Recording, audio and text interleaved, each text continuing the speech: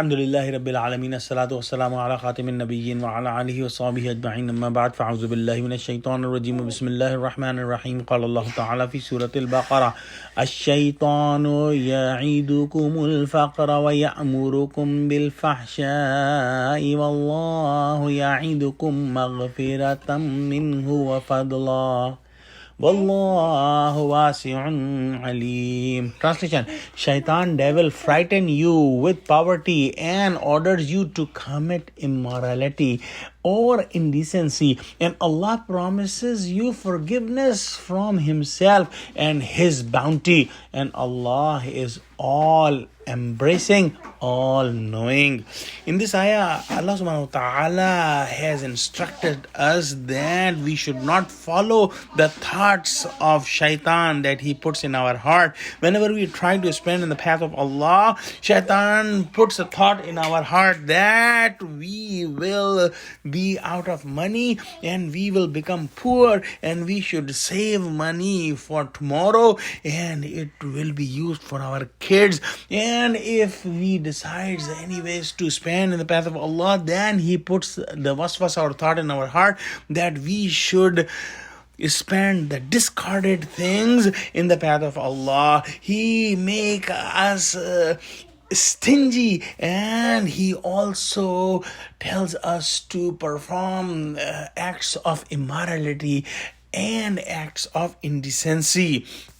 He calls us towards the sins, and as opposed to him, Allah subhanahu wa ta'ala calls us and promises us for maghfirah and for more barakah and fadl. And we must know that Allah subhanahu wa ta'ala will fulfill all His promises, and who can be more unfortunate that he does not act on the promises of Allah and he acts on the promise of shaitan. The promises of shaitan are all lies. Prophet Muhammad sallallahu alaihi wasallam says that I swear on three things.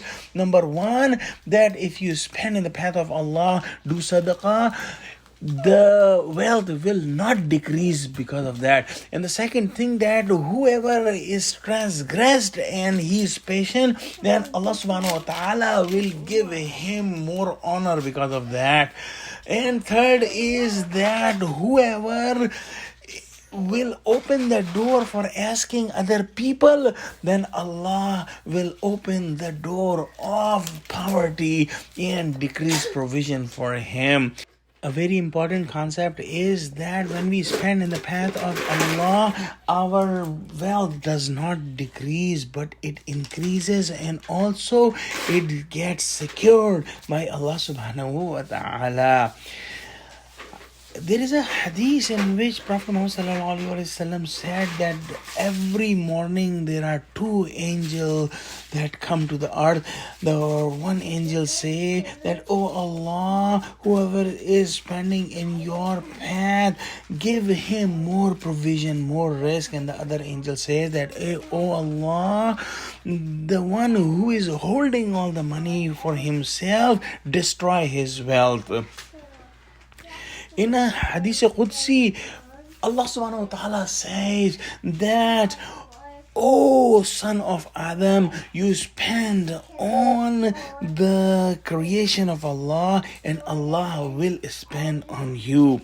In another hadith, Prophet Muhammad sallallahu alaihi wasallam said that the best sadaqah is the sadaqah that is done when one is in good health and he's not dying and he does not want to spend and he's afraid of losing his money and he loves money, and at that time he is making sadaqah. So this is the best sadaqah, and you should not hold the sadaqah.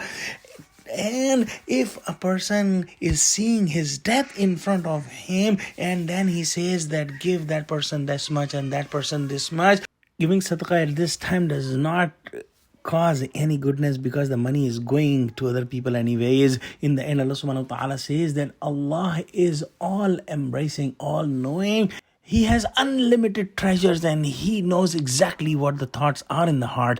وآخر دعوانا الحمد لله رب العالمين. السلام عليكم ورحمة الله وبركاته.